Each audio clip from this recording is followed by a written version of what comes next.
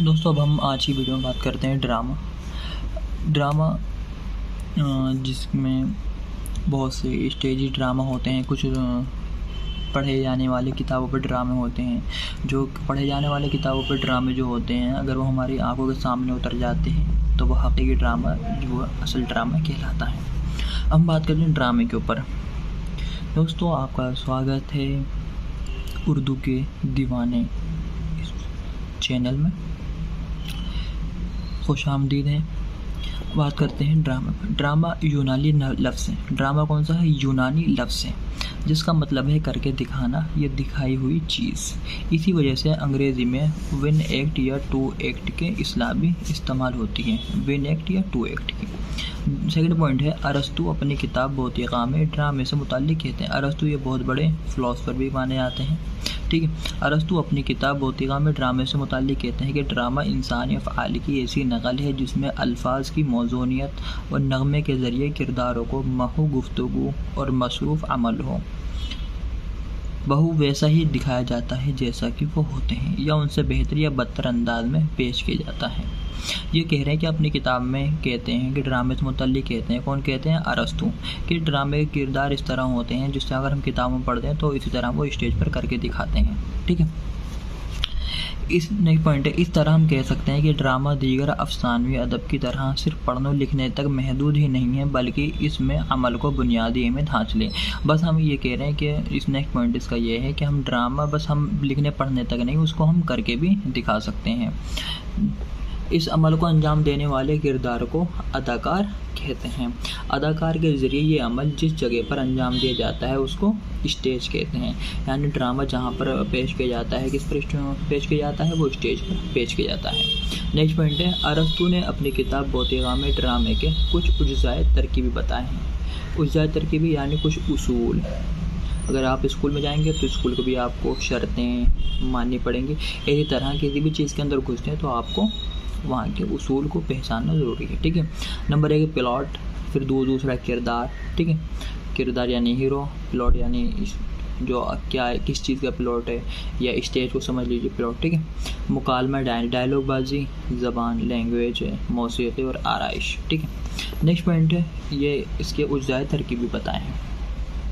Next point ہے اردو کے اولین ڈرامے کہاں لکھے گئے؟ لکھنؤ میں لکھے گئے اور اسٹیج پر پیش کیے گئے. اردو کے جو پہلے ڈرامے کہاں لکھے گئے؟ لکھنؤ میں لکھے گئے اور اسٹیج پر پیش کیے گئے. نیکسٹ پوائنٹ ہے پروفیسر مسعود حسین رضوی کی تحقیق کے مطابق اردو کا پہلا ڈرامہ واجد علی شاہ کا افسانہ عشق ہے. اردو کا جو پہلا ڈرامہ ہے واجد علی شاہ کا کون سا ڈرامہ ہے؟ افسانہ عشق ہے جو رادھا کرشن کی کہانی پر مبنی ہے. یہ ڈرامہ محل کی 4 دیواری میں کھیلا گیا اور اس لیے اس کو عوامی حیثیت حاصل نہ ہو سکی. مطلب یہ ڈرامہ سب کے سامنے پیش نہیں کیا گیا اس لیے اس کو زیادہ لوگوں نے نہیں دیکھا. بس کچھ خاص لوگوں نے اس ڈرامے کو ہی دیکھ پائے. ٹھیک ہے. اوپر کا پوائنٹ تھا ڈرامہ یونانی لفظ ہے. ٹھیک ہے. اس کا انگریزی میں 1 ایکٹ یا 2 ایکٹ ہے. ارسطو نے اپنی کتاب بوتیقا میں ڈرامے سے متعلق کہا ہے کہ یہ صرف ایک گفتگو نہیں بلکہ اسے کر کے بھی دکھایا جا سکتا ہے. ٹھیک ہے. نیکسٹ پوائنٹ ہے کہ یہ دیگر افسانوں کی طرح بس لکھنے پڑھنے تک ہی نہیں ہے اور اس کو ایک مرکزی حیثیت بھی حاصل ہے اور اس کو اداکار اس کو جو کر کے دکھاتا ہے اس کو اداکار بھی کہتے ہیں اور جس کو کر کے دکھایا جاتا ہے وہ اسٹیج ہوتا ہے. ٹھیک ہے. نیکسٹ پوائنٹ ہے ارسطو نے اپنی کتاب میں اس کے اجزائے ترکیب بتائے ہیں جن میں پلاٹ، کردار، مکالمہ، زبان، موسیقی، آرائش. ٹھیک ہے. پھر نیکسٹ پوائنٹ ہے اردو میں جو ڈرامے لکھے گئے وہ لکھنؤ میں لکھے گئے اور اسٹیج پر پیش کیے گئے. لیکن جو پہلے ڈرامہ جو تھا وہ افسانہ عشق ہے جو رادھا کرشن کی کہانی پر تھا اور وہ 4 دیواری کے اندر کھیلا گیا ہے اور اس کو عوامی حیثیت حاصل نہ ہو سکی ہے. ٹھیک ہے. اب نیکسٹ پوائنٹ چلتے ہیں ہم. اب نیکسٹ پوائنٹ ہے کہ اسی زمانے میں امانت لکھنوی نے اندر صبا کے نام سے ایک ڈرامہ لکھا. اندر صبا کے نام پہ ڈرامہ لکھا. یہ اردو میں بہت مشہور ڈرامہ ہے جو پروفیسر رضوی کے مطابق اردو کا پہلا عوامی ڈرامہ ہے جسے عوامی اسٹیج پر پیش کیا گیا. جو ابھی ہم نے پہلے جو پڑھا تھا اس کو اسٹیج پر پیش نہیں کیا گیا تھا، اس کو اسٹیج پر پیش کیا گیا. اس ڈرامے میں شاعرانہ حسن زبان کی صفائی اور ہندوستانی دیومالیہ کی لطیف پہلو کی وجہ سے ڈرامہ کو کافی مقبولیت حاصل ہوئی ہے. ٹھیک ہے. نیکسٹ پوائنٹ ہے 19ویں صدی کے آخر میں نصف آخر یعنی آدھے میں پارسی اردو تھیٹر کا آغاز ہوا ہے. ٹھیک ہے. نیکسٹ پوائنٹ ہے ہندوستان میں ڈرامے کی روایت قدیم بھی ہے اور عظیم بھی ہے، یعنی پرانی بھی اور اچھی بھی ہے. اور ہندوستان میں ڈرامے کی تاریخ سنسکرت ڈراموں سے شروع ہوتی ہے. ہندوستان میں کہاں سے ڈرامہ ہے؟ اردو سے نہیں آیا بلکہ کہاں سے آئے ہیں؟ سنسکرت بھاشا سے ڈرامے آئے ہیں. بقول طارق سعید کے ڈرامہ کسی قصے یا واقعے کو اداکاروں کے ذریعے تماشائیوں کے یعنی دیکھنے والوں کے روبرو یعنی سامنے پھر سے عملاً پیش کرنے کا نام ہے. نیکسٹ پوائنٹ ہے اردو ڈرامے کے آغاز و ارتقاء سے متعلق اکثر یہ کہا جاتا ہے کہ یہ صنف ادب میں دوسری کچھ اصناف ادب کی طرح مغرب کی دین ہے. میں یہاں پر بات بتا دوں کہ آغاز و ارتقاء سے مجھے یاد آیا کہ آغاز و ارتقاء اسے بولتے ہیں اس کا ڈیولپمنٹ کیا ہو رہا ہے، اس کا ڈیولپمنٹ. ٹھیک ہے، آپ اس سے خود پوائنٹ نکال سکتے ہیں. جیسے فن کے اگر بتایا جا رہا ہے کہ ڈرامے کا فن لکھیے، اگر آپ کو ڈرامے کے بارے میں آپ نے پڑھا ہے تو آپ ڈرامے کے فن میں اس کی تعریف یا اس کے اندر کی اس طرح کی خوبیاں یہ بتا سکتے ہیں. اور جب بات آتی ہے کہ اس کا ارتقاء بھی لکھیے تو آپ ارتقاء کی ہیڈنگ ڈالنے کے بعد آپ کیا کر سکتے ہیں، اس کے اندر جو ڈرامے کی ڈیولپمنٹ جہاں پر ہو رہا ہے، ڈیولپمنٹ جیسے کہ ہندوستان میں ڈرامے کب سے شروع ہو گئے، اس میں کس کے نام آتے ہیں، یہ سب آپ اس کے ارتقاء کے اندر ڈال سکتے ہیں. ٹھیک ہے. دوسری طرف ہمارے کچھ ناقدین اس بات پر ہیں کہ اردو ڈرامے کا پودا کسی بیرونی ملک سے نہیں لایا گیا ہے، کہ یعنی کسی دوسرے ملک سے نہیں لایا گیا بلکہ یہ بھی دوسری زبانوں میں ابھرنے والے ڈرامے کی روایتوں کی طرح اسی دھرتی کی پیداوار ہے. مطلب یہ دوسرے ملک سے نہیں آیا بلکہ یہ اسی زمین پر پیدا ہوا ہے. نیکسٹ پوائنٹ ہے بقول ابراہیم یوسف کے. کس کے؟ ابراہیم یوسف کہتے ہیں کہ اردو ادب میں ڈرامے کو یہ امتیاز حاصل ہے کہ اس کا پودا کسی ملک سے نہیں لایا گیا بلکہ اس نے ہندوستان ہی میں جنم لیا ہے. ابھی انہوں نے کیا کہا تھا، یہ اسی دھرتی میں پیدا ہوا ہے، اور یہ کیا کہہ رہے ہیں کہ ہندوستان میں ہی جنم لیا ہے اور پھر یہاں کی آب و ہوا ہی میں پرورش پائی، یعنی یہیں پر ہی پیدا ہوا یا یہیں کی آواز میں یہیں پہ اس نے پرورش پائی ہے. اگرچہ رام بابو سکسینہ اسے غیر ملکی پودا قرار دیتے ہیں، کیا دیتے ہیں؟ غیر ملکی پودا قرار دیتے ہیں، لیکن اس ملک کا نام نہیں بتلاتے جہاں سے یہ پودا لا کر لگایا گیا ہے. اگر وہ رام بابو سکسینہ یہ کہہ رہے ہیں کہ ڈرامہ کسی دوسرے ملک سے آیا ہے، لیکن وہ یہ کیوں نہیں بتاتے کہ کون سا ملک سے لایا گیا ہے؟ چین سے لایا گیا ہے، انڈونیشیا سے لایا گیا ہے، کہاں سے لایا گیا ہے؟ وہ اس چیز کو نہیں بتاتے ہیں. نیکسٹ پوائنٹ ہے جہاں تک اردو کا تعلق ہے، اودھ کے آخری تاجدار سلطان واجد علی شاہ نے ڈرامے میں خاص دلچسپی لی ہے. اس بات کا خاص خیال ہے کہ جہاں پر سلطانوں نے، جہاں پر بادشاہوں نے جس چیز کے اوپر، اردو کے اوپر یا مرثیے کے اوپر کرا ہے، انہوں نے یہ مرثیے کے اوپر کرا ہے، وہ چیز ابھر کر سامنے پیش ہوئی ہے. اب ہم آگے اور دیکھتے ہیں کچھ اسی کے پوائنٹس ہیں کہ ڈرامہ یونانی لفظ ڈرا سے بنا ہے. کیسے بنا ہے؟ ڈرا سے بنا ہے، جس کے معنی کھینچنا، عمل یا ایکشن کر کے دکھانے کے ہیں. ٹھیک ہے. نیکسٹ پوائنٹ ہے اسی کا، یہ ہمیں دوستوں میں آپ کو یہ بات معلوم ہونی چاہیے کہ میں جو لیتا ہوں یا میں جو آپ کو دکھاتا ہوں یا جو میں آپ کو پڑھاتا ہوں یا جو میں آپ کو سمجھاتا ہوں، وہ سب مین پوائنٹ ہوتے ہیں، اچھے پوائنٹ ہوتے ہیں، جن سے آپ ان پوائنٹوں کو لکھ کر اپنے ایگزام میں یا اپنے کسی بھی سبجیکٹ میں، اپنے کسی بھی پوائنٹس میں، اپنے کسی بھی صنف میں آپ اگر اس طرح کے پوائنٹ لکھیں گے، یہ میرے دیے ہوئے پوائنٹ لکھیں گے تو انشاءاللہ آپ کو اچھے نمبرات حاصل ہوں گے.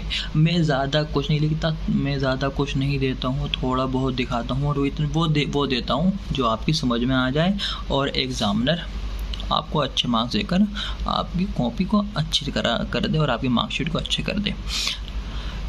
نیکسٹ پوائنٹ ہے ڈرامے کی بنیادی خصوصیت یہ ہے کہ بہترین الفاظ کو گفتار اور کردار کے عمل سے پیش کرنا. ڈرامے کی وہ خصوصیت کیا ہے کہ بہترین الفاظ کو پیش کرنا ہے، یعنی پکڑنا ہے اور اس کو پیش کرنا ہے. اسے زندگی کی جیتی جاگتی حقیقت کے طور پر پیش کرنا ہوتا ہے، زندگی کی جیتی جاگتی حقیقت پر پیش کرنا ہوتا ہے. ڈرامہ نگار میں اسٹیج، اداکار اور تماشائی کو مد نظر رکھا جاتا ہے. ڈرامہ نگاری میں کس کو؟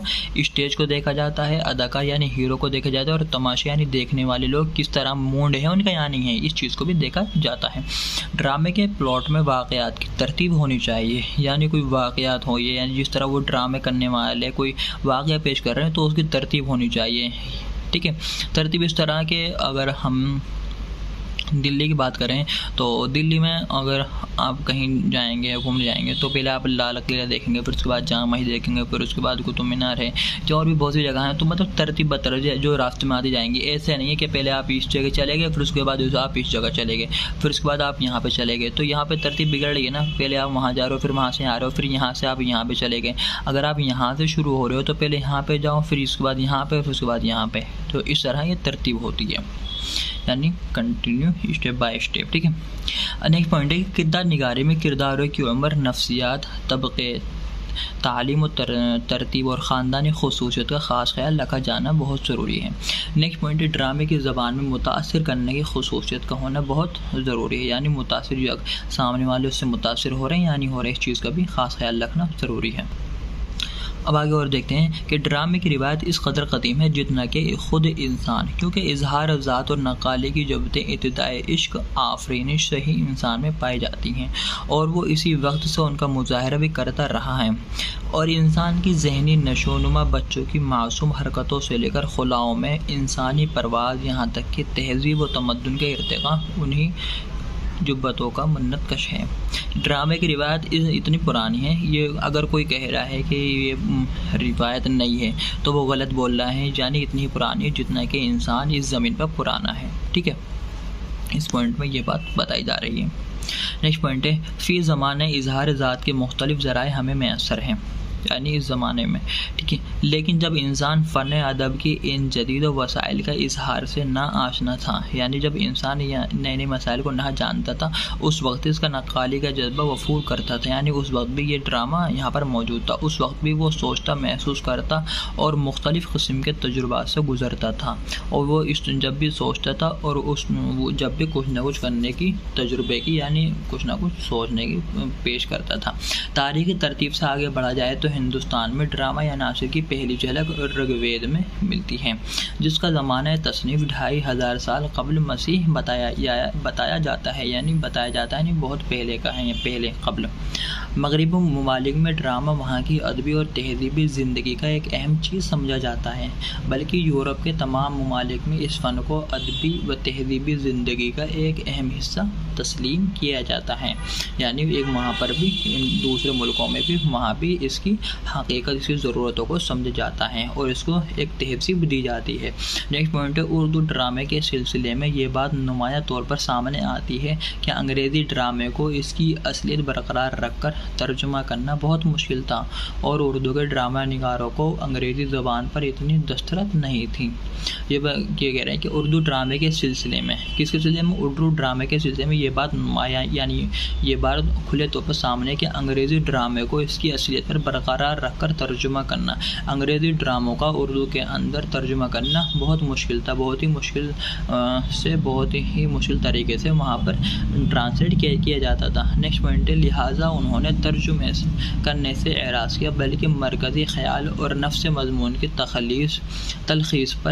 تخلیص ہندوستان معاشرتی خصوصیت سامنے رکھ کر کے انہیں کیا کرنا تھا، مشکل کرنا پڑ رہا تھا، لیکن انہوں نے اس کو منع بھی کیا تھا. لیکن ہندوستانی معاشرے، یعنی ہندوستان میں ان کے کھانے پینے کے اس طرح یعنی معاشی حالات ٹھیک نہیں تھے، تو انہوں نے اس چیز کو مد نظر رکھتے ہوئے تو پھر کیا کرا، ٹرانسلیٹ انگریزی ڈرامے کا اردو ڈرامے کے اندر ٹرانسلیٹ کرنا شروع کر دیا. ٹھیک ہے.